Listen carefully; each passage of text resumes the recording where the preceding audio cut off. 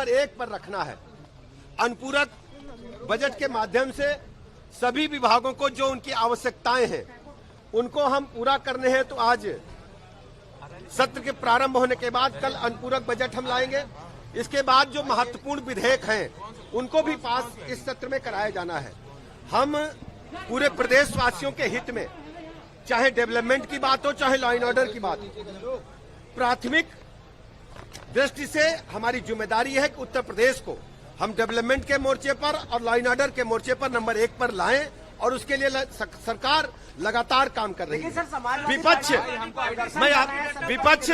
विपक्ष लगातार प्रदेश के लॉ एंड ऑर्डर को डिस्टर्ब करने का प्रयास करता रहा है।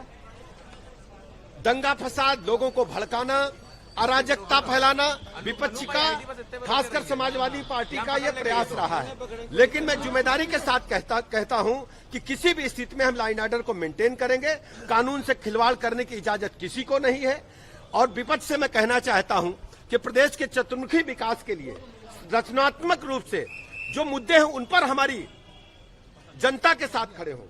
और इस प्रकार के कृत्य को जनता अच्छी तरह देखती है कि जब भी सत्र चलता है केवल अखबार की सुर्खियां बनने के लिए ये होल्ला मचा करके सदन को डिस्टर्ब करते हैं।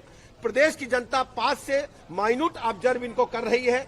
और आप देखेंगे कि 2027 में जब विधानसभा का आम चुनाव होगा ये बुरी तरह से पराजय का सामना करेंगे। सर, बॉलीवुड एक्टर वरुण धवन ने पीएम मोदी और अमित शाह की जोड़ी को देश की गोल्डन जोड़ी बताया है। आप जानते हैं आदरणीय प्रधानमंत्री नरेंद्र मोदी जी के नेतृत्व में आदरणीय गृह मंत्री अमित शाह जी ने पूरे देश को एक ऐसा माहौल प्रदान किया है। वास्तव में महसूस होता है कि 2014 के बाद से भारत दुनिया में जो महाशक्तियां थी उनके बराबर खड़े होने के लिए तेजी के साथ आगे बढ़ रहा है।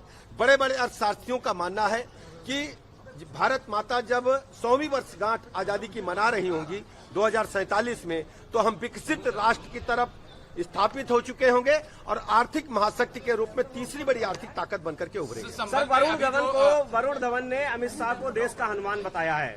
देश का हनुमान बताया सर अमित शाह। सच्ची बात है। जैसे प्रभु राम का सारा संदेश, सारा कार्य पूरा करने के लिए भगवान हनुमान जी जाते थे, आदरणीय अमित शाह जी ने भी जिस ढंग से जन जन तक पहुंच करके एक बड़ा कार्य भारत माता के लिए किया है। वास्तव में भारत माता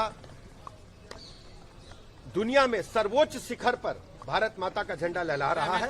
वो सब माननीय प्रधानमंत्री नरेंद्र मोदी जी की अगुवाई में, माननीय अमित शाह जी की कर्मठता की वजह से संभव हुआ है। संबंध में जो अभी खुदाई के दौरान वो वहाँ पे जो मंदिर मिला है, आरोप है कि समाजवादी पार्टी सांसद और वहाँ के लोगों ने उसको बंद करा दिया था 40 से 50। देखिए, जो भी होगा स्थानीय प्रशासन जांच कर रहा है। कानून मेंटेन हो, कानून से कोई खिलवाड़ न करे, ये हमारी जिम्मेदारी है। समाजवादी पार्टी करेगी, आप लोग चर्चा से भाग रहे हैं, कम समय रखा गया है। भैया, जितनी चर्चा करना चाहे करें। जो चर्चा मिली है उस पर तो आप बात नहीं करना चाहते हैं। वो एजेंडे पर हैं कहाँ? उनको विधानसभा सत्र के एजेंडे से मतलब नहीं है, केवल वो सदन का समय नष्ट करना चाहते हैं। क्या कहेंगे सर? देखिए, आज विधानसभा सत्र का पहला दिन है और कल अनुपूरक बजट के माध्यम से हम प्रदेश की जनता के समक्ष चतुर्मुखी विकास के लिए आएंगे। विभिन्न विभागों के मांगों पर चर्चा होगी। इसके बाद कुछ महत्वपूर्ण विधेयक भी पास कराए जाने हैं। हमारी जिम्मेदारी प्रदेश के विकास को लेकर के नंबर 1 पर लाना है, डेवलपमेंट को नंबर 1 पर रखना है, लॉ एंड ऑर्डर को नंबर 1 पर रखना है। विपक्ष पूरी तरह से सदन का समय नष्ट करता है और वो दिग्भ्रमित है। उनके पास कोई नीयत और एजेंडा नहीं है। कुंभ पर भी बजट है क्या सर? वरुण धवन ने पीएम मोदी कुंभ पर भी बजट है क्या सर? गोल्डन जोड़ी देश की बताया है और अमित शाह को वरुण धवन ने कहा है कि वो देश का हनुमान है। देखिए, आदरणीय वरुण धवन जी ने जो कहा है बिल्कुल सही है। आदरणीय प्रधानमंत्री नरेंद्र मोदी जी के नेतृत्व में भारत माता दुनिया के पैमाने पर सर्वोच्च शिखर की ओर हर क्षेत्र में आगे बढ़ रही है। आदरणीय अमित शाह जी ने माननीय प्रधानमंत्री नरेंद्र मोदी जी की नीतियों को जन जन तक पहुंचाया है और उसको स्थापित करने में बहुत ही महत्वपूर्ण भूमिका निभाई है। 500 साल पुरानी मंदिर संभल निकली सर, क्या कहेंगे? देखिए, ये स्थानीय प्रशासन जांच कर रहा है और यदि कहीं कानून का उल्लंघन हुआ है तो कड़ी कार्रवाई होगी। इससे प्रदर्शित होता कितना जुल्म, कितनी ज्यादती उस समय के शासकों ने की। अब्दुल्ला ने कहा कि ईवीएम पे सवाल करना गलत है। यही तो मैं बार बार कहता हूं, जब विपक्ष चुनाव जीतता है तो ईवीएम को अच्छा बताता है, जब हारता है तो ईवीएम को खराब। ये केवल फेस सेविंग के कारण ऐसा कहते हैं। सच्चाई वो भी जानते हैं कि विपक्ष को जनता ने बुरी तरह नकार दिया है। पूरी तरह से सरकार, एक पूर्ण बहुमत की सरकार असफल है। इसीलिए चर्चा पर सरकार डरती है, भागती है। 4 दिन का समय, जहां 25 करोड़ की जनता के भविष्य का सवाल है, सरकार उस पर चर्चा नहीं करना चाहती है। बड़े विषय हैं, लॉ एंड ऑर्डर का मामला है, बेरोजगारी है, महंगाई है, इन सब विषयों से सरकार भाग रही चर्चा कराने से। सरकार के मंत्री हैं आशीष पटेल, उन्होंने कहा है कि अगर उनके यहाँ नियुक्त पाही तो देखिए, ये कोई पहला विषय नहीं है।